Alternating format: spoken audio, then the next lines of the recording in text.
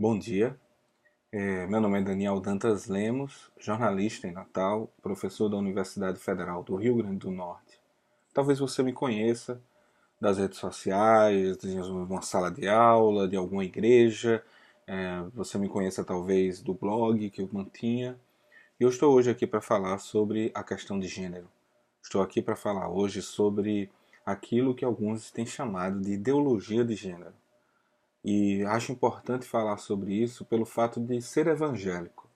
E tenho me incomodado bastante com as discussões que têm sido tomadas e com atitudes como as que foram tomadas ontem na Câmara Municipal de Natal durante a votação do Plano Municipal de Educação.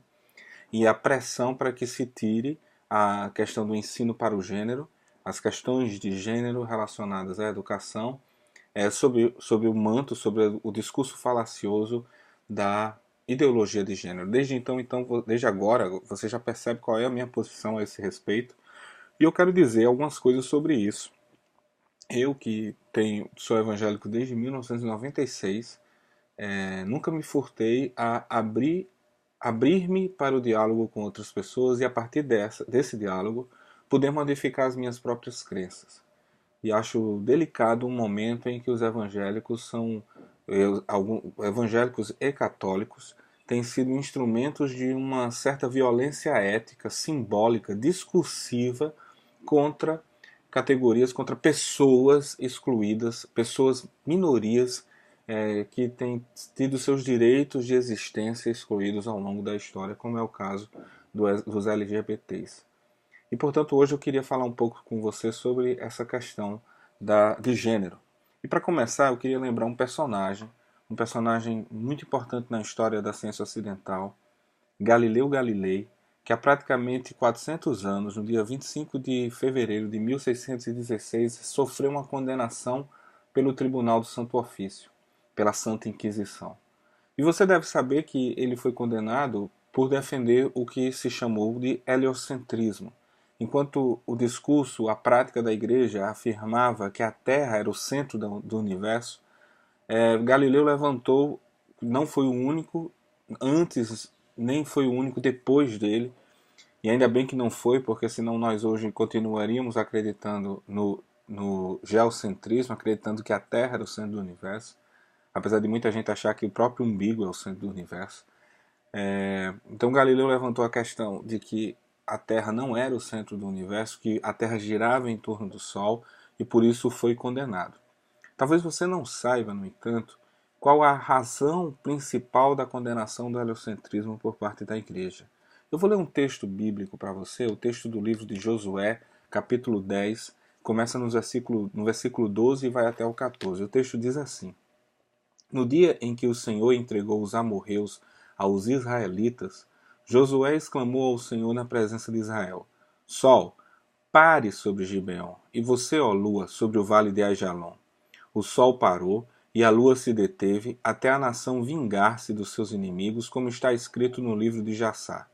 O sol parou no meio do céu e por quase um dia inteiro não se pôs. Nunca antes nem depois houve um dia como aquele, quando o Senhor atendeu a um homem. Sem dúvida, o Senhor lutava por Israel. Qual é a questão desse texto? Qual é a relação que ele tem com o heliocentrismo? A igreja entendeu que ao afirmar que a Terra não era o centro do universo e, portanto, o Sol não girava em torno da Terra, Galileu Galilei afrontava a veracidade histórica deste relato, porque o relato diz que Josué mandou o Sol parar. Vocês percebem essa questão? Josué, se a Terra não é o centro do universo e o Sol não gira em torno da Terra, para a igreja medieval de 1616, dizer isso era o mesmo que afirmar que Josué não poderia ter mandado o Sol parar. Aliás, Josué não poderia ter mandado o Sol parar, porque não é o Sol que gira em torno da Terra. O que me chama a atenção é que o avanço da ciência, sem maiores problemas, modificou a nossa interpretação da Bíblia nesse texto e em muitos outros textos.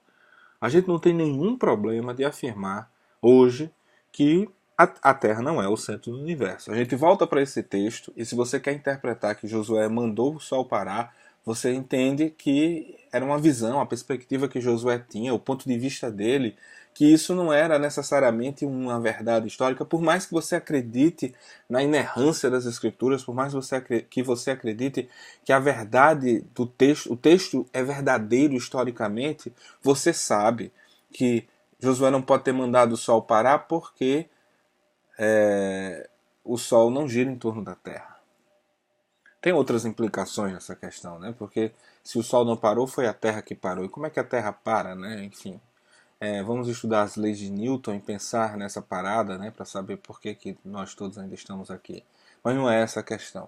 A questão é que o avanço da ciência nos levou a modificar a interpretação da Bíblia sem maiores problemas em várias situações. Então a minha pergunta é: por que hoje, ao considerar os avanços da ciência sobre a questão de gênero, cristãos, evangélicos, protestantes, católicos fizeram disso uma ameaça e, sob essa ameaça, construíram um discurso falacioso da ideologia de gênero? Quer saber por quê? Pelos mesmos motivos que a igreja condenou Galileu. Ao mostrar, porque a afirmação de Galileu era uma afirmação de que elementos da crença da igreja eram insustentáveis. E a igreja, portanto, temia perder o seu poder sobre os seus fiéis, sobre o mundo. Se alguns dos seus elementos de crença eram insustentáveis no contexto real da vida, a igreja temia perder seu poder. E para mim é a mesma questão que está em jogo agora da parte dessas igrejas e desses religiosos que se levantam gritando ideologia de gênero. Porque aceitar os estudos de gênero como avanços da ciência, admitir que há razão quando os estudiosos do gênero afirmam que gênero, identidade de gênero, sexo biológico e orientação sexual não são a mesma coisa e são distintos uns dos outros. Se os religiosos admitem isso, eles serão obrigados a modificar a sua leitura e a sua interpretação da Bíblia e a sua visão de mundo. Serão obrigados, absurdo dos absurdos, a se abrirem para os outros e assumirem diante de outros como gays, lésbicas, transexuais, travestis, enfim, estes outros tão excluídos por eles da cidadania, eles serão obrigados a se abrirem para esses outros e assumirem uma postura de relação, de abertura e não violência ética. Os discursos que sustentam seu poder, os discursos em nome da família heteronormativa, perderão a razão de existência. Por isso que eu acho que Judith Butler tem razão quando diz que há uma moralidade, um tipo de moralismo que é insustentável, que fica anacrônico, e quando ele se torna anacrônico, por se firmar em crenças que são insustentáveis, ele só tem uma alternativa de se manter: através da violência ética. É através de um discurso repleto de ódio. É através do dedo em riste de uma pessoa numa Câmara Municipal falando em nome dos católicos com o dedo em riste, dizendo suas verdades, autoproclamadas verdades. E falando verdades tão absurdas que se tornam risíveis. Chamando outros de ignorantes e desconhecendo a sua própria ignorância sobre processos sociais e históricos, sobre ciência, afirmando inverdades sobre a questão dos estudos de gênero, afirmando que Marx criou a ideologia do gênero. Gente, e antes de tudo chamou os outros de ignorantes. Eu quero fazer um parênteses aqui. Eu espero que essa pessoa que fez isso ontem na Câmara seja uma comediante. Porque se ela estiver realmente acreditando naquilo que falou, o absurdo ainda é maior. Os religiosos, os protofascistas, os oportunistas que gritam contra diversidade e inclusão de gênero, bradando ideologia de gênero, assumem sua violência porque sabem que suas crenças preconceituosas, homofóbicas, machistas perdem sustentação quando lidas a sério sob a luz do conhecimento. Preferem a ignorância para se manter manipulando pessoas, subjugando corpos, vidas e o sexo dos outros. Não é à toa que entre várias bobagens. Essa moça que eu falei há pouco perguntou ontem na Câmara Municipal de Natal: para que capacitar professores? Oh, meu Deus, para que capacitar professores? Afinal, nada melhor que a informação para libertar alguém do jugo da ignorância. Nada melhor do que se informar, do que ter conhecimento para ser libertado do jugo da ignorância. Deixa eu dizer de novo para você isso. A questão de gênero é um avanço da ciência, como o heliocentrismo de Galileu era. E se alguém se levanta contra, é porque tem seu poder ameaçado pela demonstração da fragilidade de suas crenças.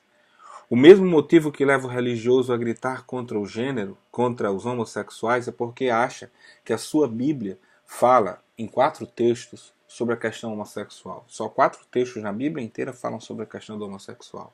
Eles sabem que se admitir que a questão de gênero é ciência e não uma ideologia, como eles querem dizer que seja, eles precisarão reinterpretar esses 4 textos. Eles precisarão voltar para a Bíblia e ler a Bíblia de uma maneira diferente do que a sua posição, que de antemão é preconceituosa, homofóbica, machista, lê. E isso é demais, porque perdem o poder sobre os corpos, o poder sobre as mentes, o poder sobre as vidas das pessoas. Eu não falo nem de dinheiro, eu falo é mesmo deste poder simbólico que justifica toda a violência ética que é feita na discussão de gênero nos planos de educação. E tudo isso só me faz ter a impressão que Márcia Tiburi deve ter razão quando ela diz lá no seu livro Como Conversar com o Fascista que o fascismo é burro. Aliás, pelo visto, ele precisa da burrice para continuar a existir.